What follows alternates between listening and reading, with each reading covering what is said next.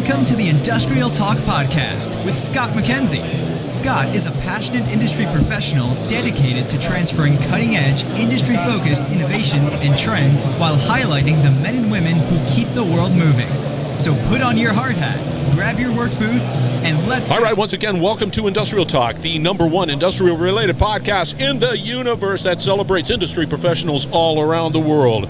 You are bold, you are brave, you dare greatly, you innovate, you collaborate, you solve problems, you make the world a better place, and we celebrate you here on this particular platform. All right, we are broadcasting on site. DistribuTech, Orlando, Florida is the location, and because I work in the salt mine, it goes way around. It's big, and it's exciting, and it's just day one. All right, he's a legend. right. Thanks, Scott. Right off the bat, he's a legend. Jim Thomson. He is the vice chair at Deloitte Consulting. Let's get cracking with the conversation. All right. It's good to be here, Scott. Good to see you again, man. I was so excited. When I saw your name pop up in my inbox. I was like, yes. Because you knocked it out of the park, just FYI. You know, if this whole Deloitte thing doesn't work out for you, you just sort of migrate to this. We'll talk later. Highly doubt it, because we met in 2022, and he brought the Truth Lumber. That was post or yeah, was it just post COVID? So the show was supposed to be in the normal timing of February in 2022. There was a surge in our wonderful friend COVID, so they pushed it back to about June. I think it was May-June timeframe. It wasn't the normal schedule, but that was the first one after 2 years. You know, there weren't the 2 prior years. The conference was canceled for obvious, correct reasons, but that, just reconnecting with folks in our industry live in person, that's right, was a big deal. And now to see where we are this time, 2 years later, after a great show last year, and then this one this year, it's incredible, the energy here. Did the COVID incident sort of serve as a speed bump in the progress of what's taking place within the energy space? Yeah, I would not too much. I mean, the one thing about the energy industry and the power industry in particular, Scott, is, you know, there was no work at home for 2 years with COVID for the most part, right? Field workers had to be out in the field, power electrons had to keep flowing around the grid. So it kept going. I'll say the obvious side of it was manufacturing of the gear to help with the energy transition. Obviously, supply chain issues, those are words we didn't all know before COVID. Now everyone knows the word supply chain issues. So those did slow down to some extent. But for the most part, the eye was still on the ball, and things still advancing forward and continue advancing forward through this year. What were the topics? Please share with me. I mean, we had a great conversation. Of course, I didn't do my due diligence and re-listen to our conversation. But I got to tell you, I had a tear in my eye. You were so great. Anyway, what were we talking about back in 2022 and versus what we're talking about here in 2024? Yep, I'll say it's not as much as a difference, but a progression on the journey. So I think back then we were starting to really focus on decarbonizing the world and the planet, stopping global warming, trying to get us up to a point where by 2030, 2035, we could actually have a decarbonized grid, right, and decarbonized power sector. I think where we are today, so that was it was just really starting to get momentum. And I think where we are today, Scott, the eye is still on that ball. I think the reality and the goal of 2030, 2035 probably tempered some, and we're looking more now a little bit later. Most public utility companies have set public targets in terms of when they plan to decarbonize their generation fleet, and that's more in the somewhere between 2040, 2050, more in that timeline. Here's my challenge, and maybe it's way above my pay grade, which, quite frankly, coffee's almost way above my pay grade, but the efforts to decarbonize, when I look at the asset base that exists in utilities, and it's just, there's a ton of thermal. Yep. How do we effectively decarbonize? I think the time is so aggressive. I don't know. Again, coffee's above my pay. Yeah, exactly. So I'd say, Scott, that it's there's no doubt it's a challenge, right? I mean, there's absolutely no doubt. This isn't just to mail it in; it'll just happen.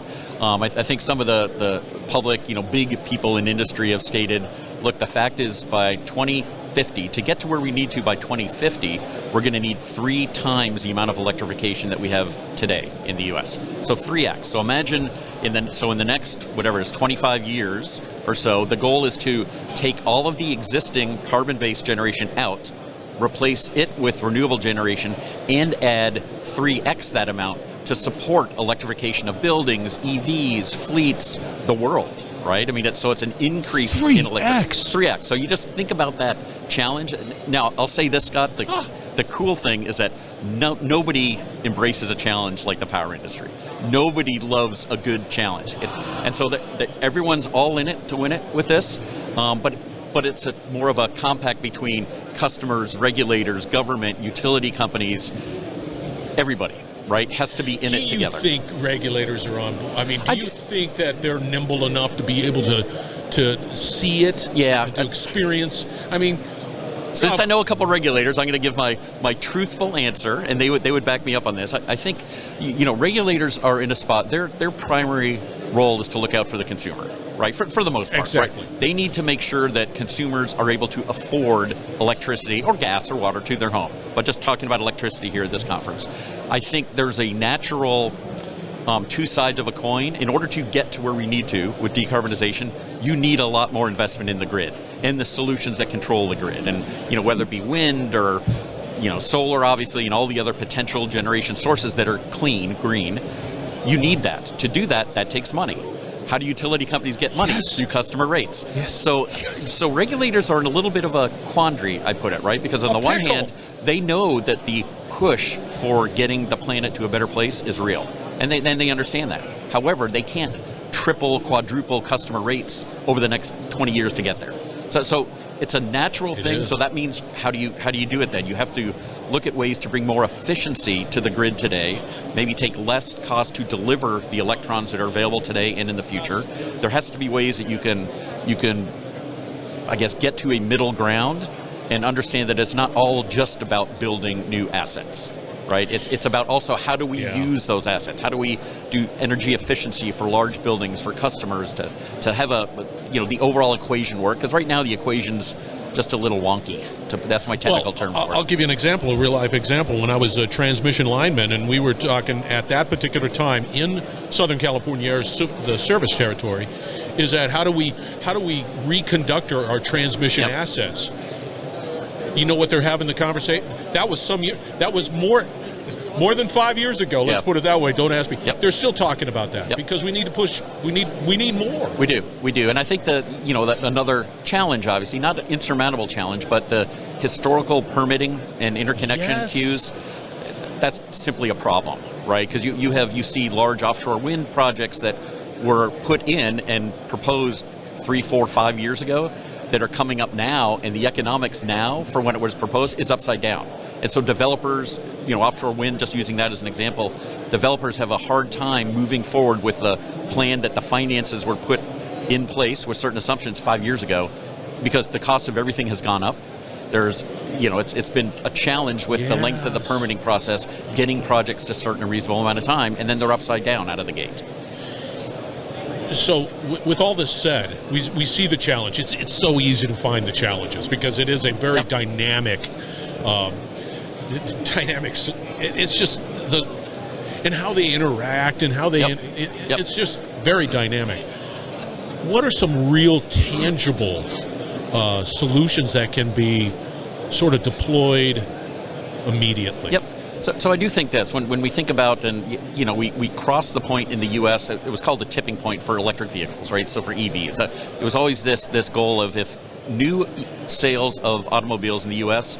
cross that like 8% threshold, then the stuff's getting real, right, as we say it. And you need to start truly focusing more on electrification. So the options available, even for just EV and EV fleet electrification. Imagine if, a local company that does line work, in fiber optic work into homes or in one area wants to electrify their fleet, and they have 200 vehicles. Every night, 200 vehicles are going to come to a depot and plug into the grid, right? You essentially need a new feeder. You need such a higher level of electrification. So That's not going to happen overnight. But what is happening is we're getting creative in how to provide that increased need in certain areas. So individual solar, there's companies that will aggregate solar, pay to put solar on your rooftop, and maybe 50 of your neighbors with the agreement that you can use it, you can have the free electricity, but when we need it because of a grid issue, we're going to consolidate it, aggregate it, and sell it back to the utility, right, to avoid potentially brownouts or other. That's happening now? It's happening now.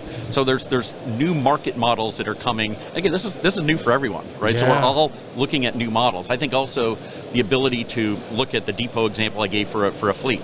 Well, if you're going to build a new depot for EVs, you can blanket it with solar or put solar back. You can use storage technology to store it, because we all know that the issue with wind and solar is if you have a 1 or 2 weeks with no sun and no wind, it's a problem, right? So you can store that electricity. Now the cost of storage on the grid continues to get more and more manageable for not only utility grade storage, but also for commercial buildings, for organizations, for anybody who actually wants to have clean energy stored to use it when it's needed.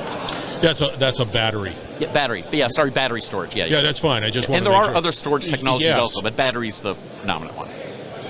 Are we getting to a point where, if we can begin to store, there's a lot of news that exists in the world of battery manufacturing. Mm-hmm. Are we making inroads into improving that type of ability to manufacture? Because it is. We are. It's all storage. I get it.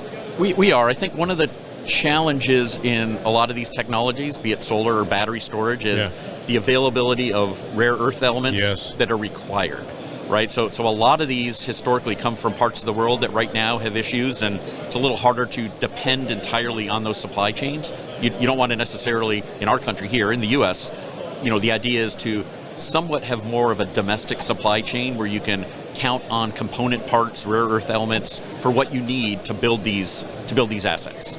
Right, and so there is focus on a lot of traditional, I shouldn't say a lot, but there's a number of traditional generation facilities.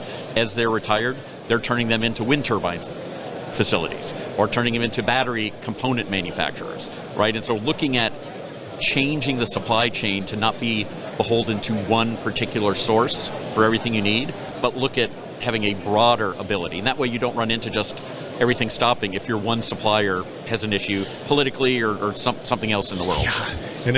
And if you're at a point where we have to have 3X. Yeah. Oh. Yeah, traditional supply chains, manufacturing is not going to get there.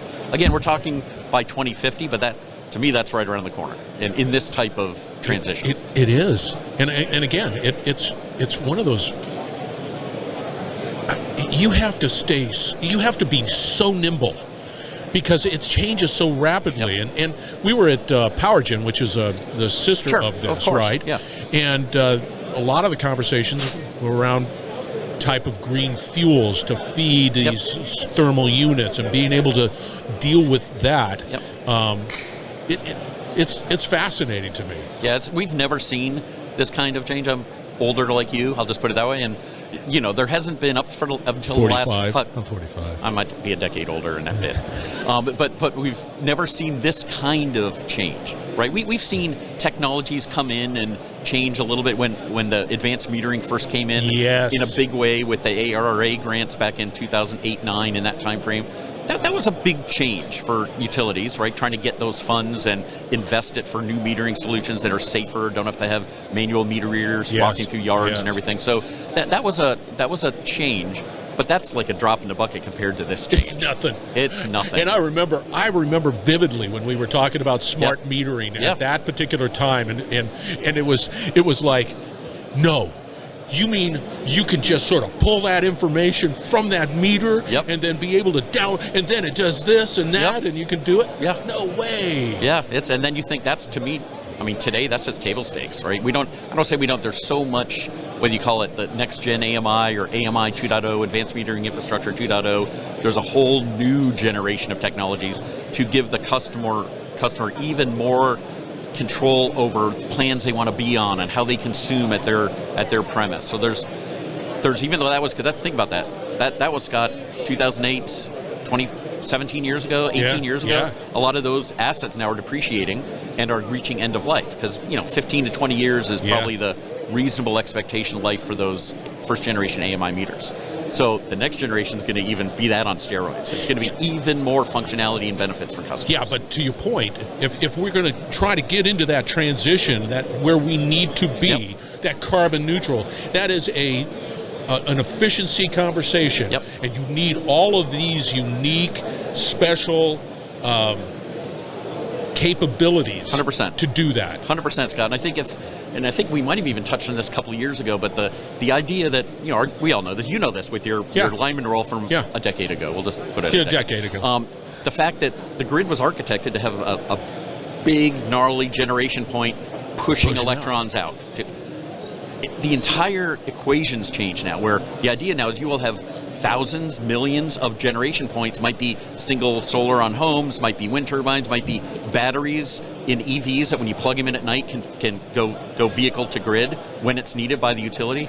That's not how the grid was architected. So not even close. So the big focus now is how do we enable through distributed energy resources management systems? How do we, through advanced distribution management systems, give utilities the tools and the solutions to manage holistically this complex grid with multiple generation and consumption points and thousands or millions of each. I went to a system operator. It wasn't the ISO at that particular time. It was just, here we are managing supply and demand, and it was pretty straightforward.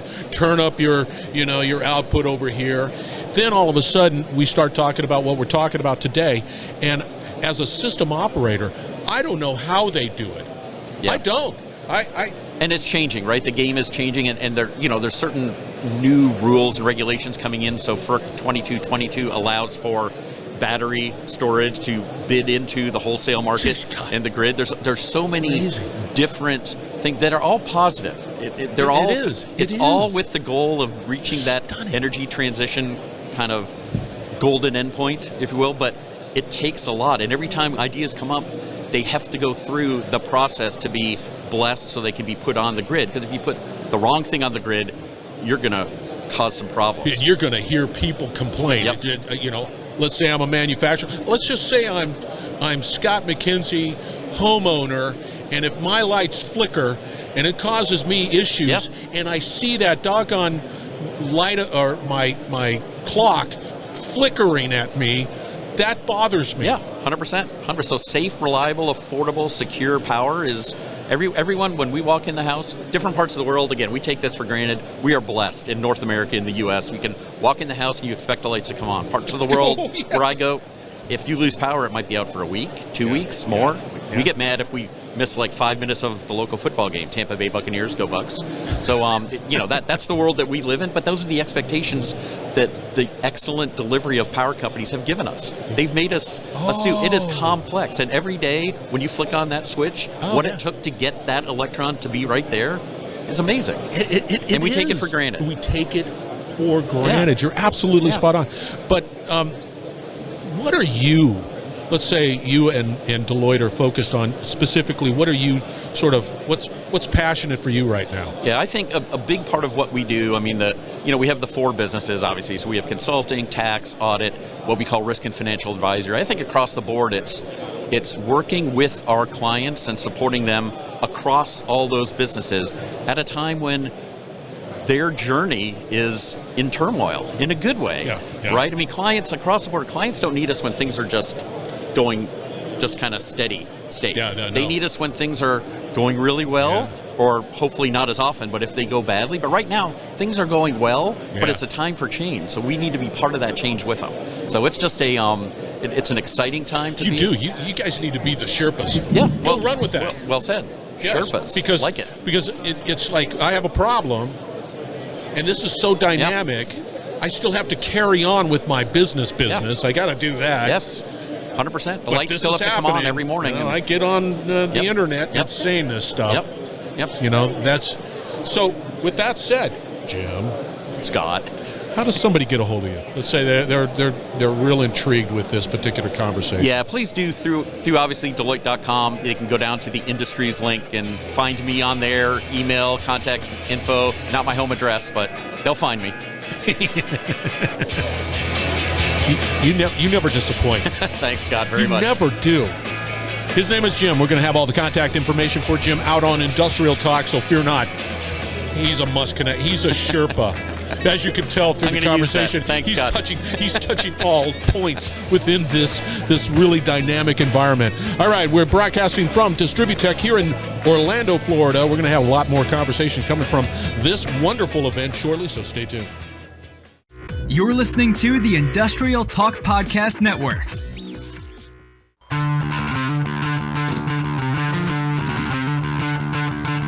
Jim. That is a connection that you must have. Jim. Connect with Jim. It's a bumper sticker now. I claim it. It's all Industrial Talk. Connect with Jim. You're not going to be disappointed.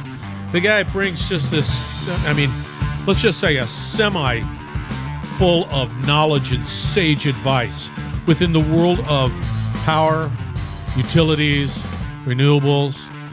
Connect with Jim. Mark my word, you will not be disappointed. Industrial Talk is here for you industrial professionals all around the world. I say it all the time. We are building a platform, an ever-expanding ecosystem that celebrates you. Tell your story on Industrial Talk. Be a part of this growing community. We're about education, about collaboration, and about innovation, and how all that works together to help you succeed. Be a part of Industrial Talk. Be bold, be brave, dare greatly. Connect with Jim. Change the world. We're going to have another great conversation shortly, so stay tuned.